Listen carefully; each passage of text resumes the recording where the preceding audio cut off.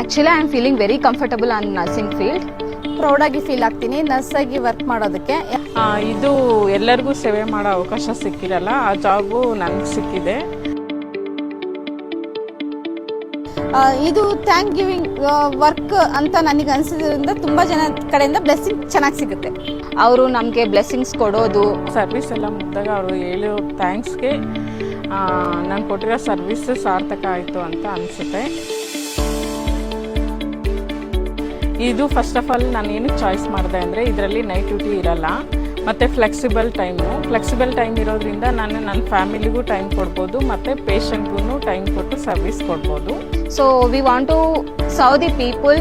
That's the reason I am choose the Tej health. Hospital ಆದ್ರೆ 8 hours continuation duty ಮಾಡಬೇಕು. 8 hours ಅಂತಂದ್ರೆ ಅದೆಲ್ಲ ಅವ್ರಿಗೆ ಹ್ಯಾಂಡ್ ಓವರ್ ಕೊಟ್ಟು ಹೋಗೋ ಸಲ 10 hours ಆಗುತ್ತೆ. ಫ್ಯಾಮಿಲಿನೂ ಮ್ಯಾನೇಜ್ ಮಾಡ್ಬೋದು, ನನ್ನ ಹೆಲ್ತ್ ಬಗ್ಗೆನೂ ನೋಡ್ಕೋಬಹುದು. ಹಂಗಾಗಿನೇ ತೇಜ್ ಹೆಲ್ತ್ನ ನಾನು ಚೂಸ್ ಮಾಡಿದ್ದೀನಿ.